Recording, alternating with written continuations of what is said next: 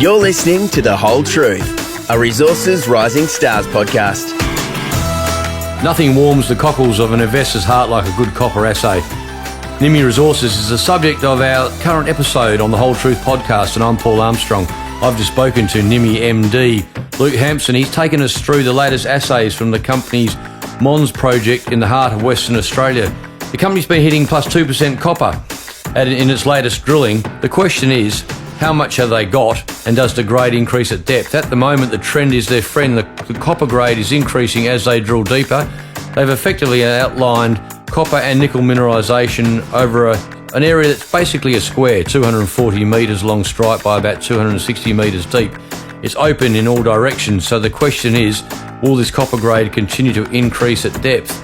The company has also given investors something else to chew over.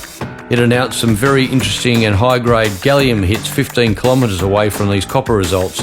Gallium, as you might remember, is in high demand because the Chinese have effectively cut off supplies of it, and it's an essential ingredient in computers and other IT applications. So there's two sources of value creation here for shareholders in Nimy. Given the company has a market cap of just $12 million, you'd have to think there's huge upside there as the company continues to drill out both projects.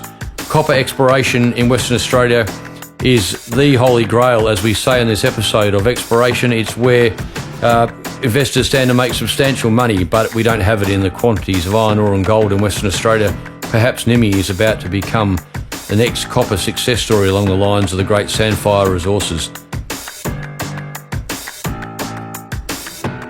Luke, copper discoveries in Western Australia are the holy grail of exploration. You know, we don't appear to have the copper in this state that we have in quantity like iron ore and gold and the like, but of course copper is the hot metal. It's tipped to be the metal of the next decade or so. You've just intersected 2% plus copper right in the heart of Western Australia. The question is, have you got a copper discovery on your hands? Well, it appears so, Paul. The style of it's sort of up for grabs a bit at the moment, but we're working on a magmatic model. As you know, with the history of it, we started off, nickel focused. But as we've got deeper, we're finding that the copper's kicking in far more than the nickel, and it looks like maybe it's a multi-event type mineralisation. And I think the bottom one was 5.58 metres at just over 2% copper with nickel, cobalt, PGEs. So it's fairly promising. If you connect the dots, it's over 100 metres at 1%, if you like, is what this drill result has shown us. Open underneath it, open north and south. So we may well be. We have had hints of it as we've gone through, even in the south. I think people, if they look back on the announcements, we had some interesting lead zinc copper intervals, probably 40 kilometres south of it. So there's been hints of a copper system on the way through, but this is a bit of a breakthrough, I think. Bit of context here, Luke. What we're talking about here is the Masson prospect within the Mons Project. Yes. Now, at Masson, as you say, you started looking for nickel. But as things have evolved at depth, the copper's come to be the strongest, most dominant metal. Yeah. What sort of dimensions have you got so far? Well, so far, we've got a strike length of about 240 metres. The depth down hole's 102 down to about 310, I think roughly 311. Bearing in mind that bottom section is the drill hole that we haven't had the assays back for yet. So what does that take you to in a vertical depth? That's a good question. I'd say we're 260, 270 metres. So you've pretty well got a square. You've outlined mineralisation, copper dominant, 240 metres long strike by about the same amount on a vertical depth. Yeah. So you've got a box of established copper mineralisation. Now, the other interesting thing in these results, if I've read them correctly, Luke, is that the grade of the copper appears to be increasing as you go deeper. Yeah. The best we've had so far is hole 125, yes, which has got the 5.58 metres, just over 1%. Now, within that, there's a couple of metres at over 2%. Because we cut it lithologically, if you like, there's, I think, if you look at the table in the announcement, up to 3.44% over about, 0.6, 0.7. So what does that trend tell you? Why is that it's so important? I suppose, put it into context, we're thinking there are a couple of mineralisation events going on at the same time here. The chalcopyrite, which is the source of the copper, associated with silver, and seems to be separate to the predominantly pyrrhotite, nickel, bit of pentlandite by the look of things. It seems to be a separate sort of mineralisation. So what it's telling us is that we've got some sort of massive sulfide copper event, potentially separate to what we saw with... And below the nickel. Yeah. The nickel's a little bit... Well, they're about equal at the top of this, around the 100 mark. But as we've got down to the bottom hole that we've got assays for at the moment, the copper's taken over. Right. So the question becomes, does the copper continue to increase at depth? And I suppose anyone listening to this, the obvious question is, where is it coming from? Yeah. And that's, part of what we're about at the moment. So the hole that hasn't been reported was outside of, if I take it back a little bit, the VTEM gave us the anomaly, if you like, to go and have a look at. And then into some ground EM, and then into some downhole upon getting the mineralisation initially anyway. So the bottom hole has actually gone beyond where the model plates were and intersected mineralisation. And we're expecting similar type of result, if you like, in terms of the copper being stronger in the bottom hole. So... So you're already in uncharted territory down there now, aren't you? Yeah, a little bit. We know a lot more about it than when we did at the start, because as you said at the outset, we're looking for nickel. And that's why we did the VTEM, a big VTEM survey, to have a look at where those conductive anomalies might be. So we've gone from, we thought we may be in komatiites again, as we've got down south, and then we get up there and find out it's a different system. No sign of any ultramafic rock or komatiites up there. It's a mafic-hosted intrusion, if you like. So the question about where it's coming from then gives rise to the whole issue of, is there a high-grade mother lode or source sitting at depth? Now, when we say at depth, you're not that deep anyway, so you're still within open pit territory at the moment. Well, not in the context of what those copper deposits. So is there a rich high-grade source below that? And given that you've got this area at 240 metres long strike, do you have a series of these in the form of sort of mineralised lenses that would collectively form a big project? Well, lens is the right thing that we think we've hit here, a copper lens within the sulfide mineralisation. Now, below it's still open. And again, as I say, with the last drill hole that we did went below where we were able to model the conductive anomalies. So we've actually got it beyond that. And then if you look particularly north, people will be able to see this in the announcements, it's clearly illustrated. We've got the mafic intrusive travelling north, and we do have VTEM anomalies through there to follow up. And that travels for about 3.1 kilometres. So, it's open at depth, and it's also open along that 3.1 kilometre strike. Right. So, moving on from the actual results and what you know, you've also done, as you say, this extensive geophysics. You've got a whole lot of these targets, many of which are similar to the one that you've now drilled, that is now the Masson copper discovery. Yeah. So the question is, have you got, first of all, proof of concept, i.e. that one of the key things in exploration, of course, is that you can establish that the geophysics works. Yeah. It does lead you to mineralisation. Yep. Can you say you tick that box? I think so. Again, if you look at that 2,417 line kilometre VTEM survey that we did, there's 230 odd responses in there to go through. And that's an iterative process, if you like. It's the response. It's what structurally is underneath it. And we've got a bit of a footprint there now for Masson. The other thing that we're following up now is soils. So if we are able to get, and I think we will, a legible, if you like, or meaningful soil signature above Masson or around it, then we'll be able to use that as well. So it'd be soils and geophysics put that together, I think we might have the actual recipe here. You'll have the recipe, you look for the characteristics, and then presumably you then look at the other targets that have been identified by the geophysical consultants and say, right, which one of these bears similar characteristics or the same as where we've hit the copper? Yeah, obviously those discussions have been going for a little while now as we work through. So Masson, because we're successful straight away.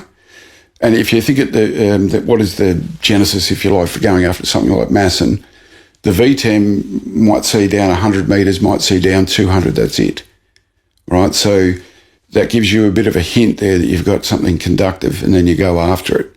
Now, anything that's from, say, 100 to 200 is less visible, right? So the VTEM is giving you the obvious, not necessarily the best.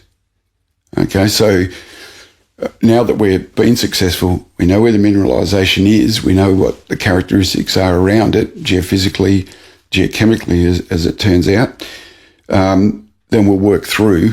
So you apply other, look for areas where you've got the similar geochem and there's other characteristics and say, right, we'll drill that. Yep. So where do you go here? I mean, the market is obviously still trying to work out, the jury is out among investors as to, understandably, you've only got a few holes into exactly what it is you have here, but to hit copper of plus 2% in what is an open pit depth cannot be dismissed. It's obviously highly promising. The question becomes, how much do you have of it? And does the grade increase as you go down? Now, at the moment, it looks very promising. What do you do next to try and answer some of those questions? Well, we start with Masson, and we'll go underneath. The mineralisations that are there, and then along strike, and then see if we can build some scale to that. And in doing so, you garner more information about the geology and the geophysics signature in the hope of trying to find repeats of it at the other targets. And you know, again, it's an unusual setting for Western Australia. This magmatic, predominantly copper. There are a few around. So the expertise is a bit loose or a bit sparse, if you like, around these types. So we've got a few geologists having a look at it to try and work out what this system is. And we're making a fair bit of progress there as well. Now, people would say, hey, didn't I just read an announcement from Nimy that you've got gallium? Now, let's be clear about this. The gallium sits about, 15 kilometres away to the south. To the south of this copper. So you've got two distinct exploration plays here. Now, they have, you could argue the gallium's got the potential to be hugely valuable. Gallium is obviously another Chinese-dominated market, to say the least. The Chinese said recently that they're not going to export any more gallium. It's part of the whole geophysical tug-of-war that's going on. And gallium is an essential ingredient in computer chips and the like. So it's been put on the list of endangered species by Biden and co as a strategic metal, hasn't it? And so the results that you put out at Mons, 15 kilometres away from the copper, of gallium were high grade by standards of those producing gallium, which is not hardly anybody. Right. So, the gallium story, the reason that we're in that area is copper down at Block 3, right? And gallium can zone off, VMS style or even porphyry style copper. So, nobody was more surprised than us, if you like, than when we started getting these outrageous hits of gallium, if you like. And we quickly did the research as to, what's going on in the world with gallium, and found that, from other people's announcements and that, around 30 to 40 would be considered anomalous in terms of gallium trioxide. It's also just produces a byproduct in the West, if you like, whereas China's where it's concentrated. So I think it was August last year, China put some restrictions around gallium, and the price has sort of moved up as a result of that. And you're getting a lot more airplay, if you like, coming through around who the users of gallium are in the manufacturing process and that. So it's emerging, that's for sure. And if I go to it, I think the maximum, if you, again, go back to the announcement and have a look, we've got a couple of substantial intervals. I think the most is 72 metres at over 100 ppm gallium. So if 30 or 40 is anomalous, and within that there's a metre there at 495 gallium. So once we'd sort of got a head around a bit what this might be about, then we've done a bit of research, had a look at what's driving, the supply-demand dynamics, if you like. And the other thing I suppose about it is because it's from surface, well, ours is from surface, it's if it's commercial in terms of, there might be an opportunity there to actually mine this. I mean, there could be some low-hanging fruit there that you're not suggesting, if I hear you correctly, Luke, you're not suggesting that it's a replacement for the copper, but it's a seriously juicy bit of value for shareholders and cash flow that you could unlock pretty easily. Very shallow depth. If the metallurgy stacks up, and it's obviously in big demand, the Americans want it. I'm sure they'd love a source of high-grade gallium from their friends in Western Australia. Yeah, well, that seems to be, where a lot of the inquiries coming from. We've had some interesting inquiries so far, so we'll see if they come to anything. But so do you plan to drill there again shortly? Yeah, we'll follow that up. Because all the indications around, again, the supply-demand, what's going on. I saw something the other day. There's a German semiconductor manufacturer that are, really going hard into the gallium market. And want to be the world leader of, gallium nitrate chips, semiconductor chips. So, there seems to be a bit of noise around it. And the release with these latest results, and it triggered some inquiry, did it? Yeah. We'll see how valid those inquiries are, but we were surprised. Right. But we were surprised. So you got two sources of value creation for shareholders. Yeah. So some exciting times ahead. I mean, you got to remember, this is, I suppose, worth pointing out. This is against a backdrop of a market cap of $12 million. Yeah. You don't need to do much right at $12 million to create value for shareholders. Yeah. That's great. All right, Luke. Well, thanks very much for your time, and we'll revisit this. I think this is obviously a story that's going to attract more and more interest as people around the market start to tune in. Copper results like that, you don't see every day. The question is, how much have you got and what happens at depth? So we look forward to the next lot of assays. Thanks very much, Luke. All right. Thanks, Paul. You've been listening to The Whole Truth, a Resources Rising Stars podcast, produced by Resource Media, hosted by Paul Armstrong for Reed Corporate. Please note that Reed Corporate does not provide investment advice, and investors should seek personalised advice before making any investment decisions.